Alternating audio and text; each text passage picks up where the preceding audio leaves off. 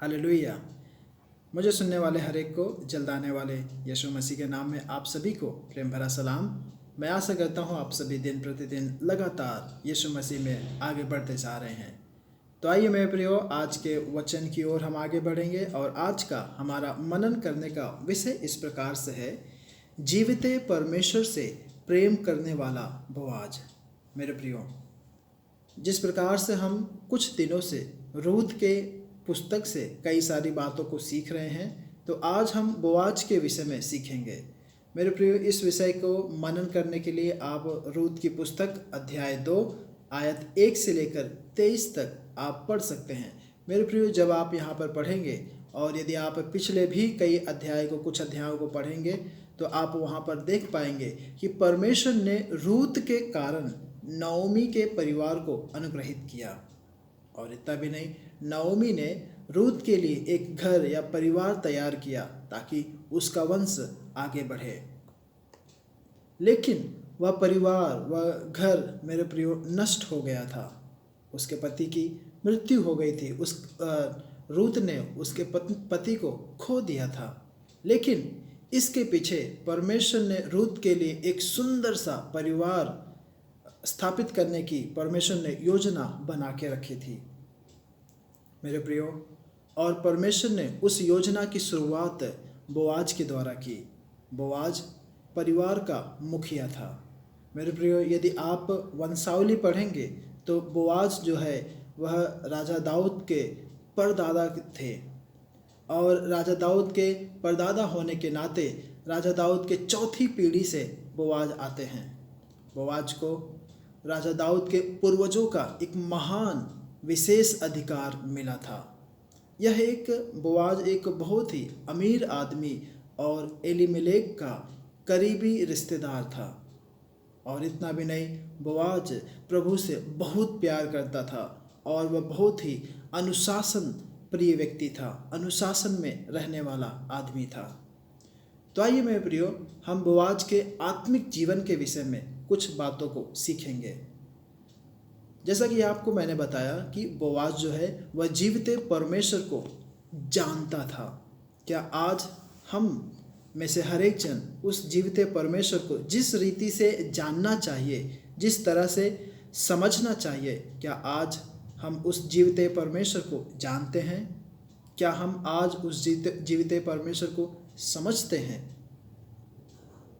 अगर मेरे प्रियो हमारी समझ उस परमेश्वर को जानने में कम है तो होने पाए हम बाइबलों को पढ़ें, हम पुस्तकों को पढ़ें और पवित्र आत्मा को कहें, पवित्र आत्मा जरूर है, बहुत ही स्पष्ट रूप से आपका परिचय करवा के देगा उस परमेश्वर के विषय में। तो मेरे प्रियो, सबसे पहली बात कि बोआज उस जीविते परमेश्वर को जानता था।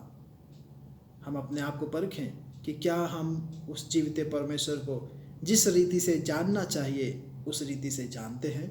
दूसरी बात, बोआज अपने सभी सेवकों को बहुत पसंद करता था।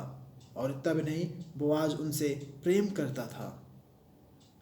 और बोआज अपने सभी सेवकों को यहोवा परमेश्वर के नाम से उनका अभिवादन करता था। यदि आप रूत की पुस्तक अध्याय 2 आयत 4 पढ़ेंगे तो आप वहाँ पर बहुत स्पष्ट रूप से देख सकते हैं कि बोआज अपने सभी सेवकों को उनसे प्रेम करना, उन्हें पसंद करना, उनका ख्याल रखना और इतना भी नहीं, उनका अभिवादन करना। इन सभी के पश्चात बोआज को भी वे सभी लोग जो उनके सेवक थे उसे भी लोग अभिवादन किया करते थे। इतना भी नहीं मेरे प्रियो, बोआज ने रूत को आशीर्वादित किया, उसके ऊपर अनुग्रह की। यदि आप आयत 12 पढ़ेंगे, अध्याय 2 का आयत 12, वहाँ पर आप देख सकते हैं कि बोआज भी रूत की तरह ही एक दयालु व्यक्ति था। मेरे प्रियो, आखिरी बात हम ये देखते हैं कि बोआज ने यहूदी संस्कृति के अनुसार, उसके अनुशासन में रहते हुए रूत से शादी की। मेरे प्रियो, कहने का मतलब ये है कि क्या आप परमेश्वर के संस्कृति में, परमेश्वर के वचनों के अनुसार, परमेश्वर के कलाम के अनुसार, परमेश्वर की बातों के अनुसार, उसकी दायरा में, परमेश्वर के नियंत्रण में रहकर आप कोई कदम उठाते हैं क्या? तो हम यहाँ पर देखते हैं कि बोआज जो है परमेश्वर का भय मानने वाला, उसकी आज्ञाओं को पालन करने वाला, और ना केवल पालन बल्कि ठीक उसी के अनुसार क्रिया भी करने वाला व्यक्ति था, ताकि उसके हर एक कदमों के द्वारा परमेश्वर के नाम को महिमा मिले। मेरे प्रियो, बोआज एक अमीर और बहुत ही अनुशासित व्यक्ति होने के कारण वह परमेश्वर को बहुत ही प्रेम करता, जिस कारण से परमेश्वर ने रूत के माध्यम से बोआज को एक सुंदर जीवन दिया। मेरे प्रियो, हम अपने जीवन में किसी भी स्थिति को स्वीकार करने के लिए हमेशा तैयार रहें जो परमेश्वर आपके जीवन में देता है। कई बार हम किसी भी परिस्थिति को स्वीकार करने के लिए आत्मिक रीति से, मानसिक रीति से और शारीरिक रीति से तैयार नहीं होते हैं, जिस कारण से हमें कई समस्याओं का सामना करना पड़ता है। तो इसलिए आप किसी भी परिस्थिति को अपने जीवन में स्वीकार करने के लिए तैयार रहें जो परमेश्वर आपके जीवन में अनुमति देता है। हमें अपनी पूरी शक्ति और आत्मा के साथ मेरे प्रियो परमेश्वर से प्रेम करना चाहिए। जिस प्रकार से हम देखते हैं कि बोआज के अंदर जो परमेश्वर का प्रेम भरा था, वही प्रेम वह उसके सेवकों के ऊपर उंडेलता था, और बदले में भी बोआज को भी उन्हीं सभी सेवकों के द्वारा प्रेम मिलता था। तो इसी प्रकार हमें भी मेरे प्रियो परमेश्वर से पूर्ण रीति से, हमारी आत्मा से, हमारी शक्ति से प्रेम करना है। तभी तो आप परमेश्वर के यथार्थ को आप जान पाएंगे और परमेश्वर में वह आनंद आप महसूस कर पाएंगे। तीसरी बात मेरे प्रियो, हमें यथासंभव हमसे जितना हो सके दूसरों की मदद करनी चाहिए।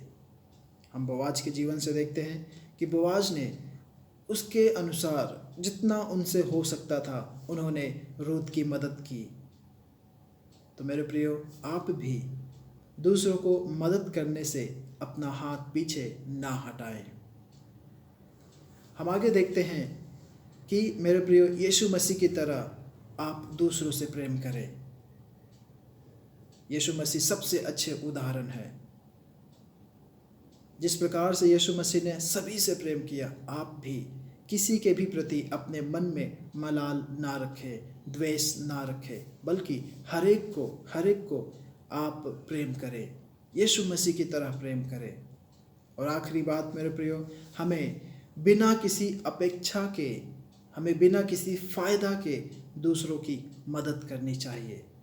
मेरे प्रियो, जब आप दूसरों की मदद कुछ सोच कर आप करते हैं, मैं आज ये कर रहा हूँ तो आगे को भी वह व्यक्ति मुझे ऐसा करेगा, मुझे मदद करेगा, वो आप सोच कर ना करें, बल्कि आप जो कुछ भी करें उस परमेश्वर को याद करके, परमेश्वर को स्मरण करके आप करें।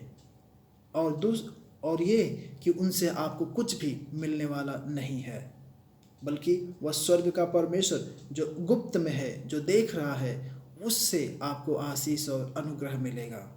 जब आप ऐसा सोचकर अपने हाथों को बढ़ाएंगे, मदद करने के लिए हाथों को बढ़ाएंगे, तब देखना मेरे प्रियो, आपकी आशीष, आपका अनुग्रह कुछ अलग प्रकार से होगा। और इन्हीं सभी बातों से आप जाने जाएंगे कि आप प्रभु के लोग हैं, आप प्रभु के बच्चे हैं, आप यीशु मसीह के संतान हैं। और इतना भी नहीं, तभी जाके आप यीशु मसीह के गवाह ठहरेंगे।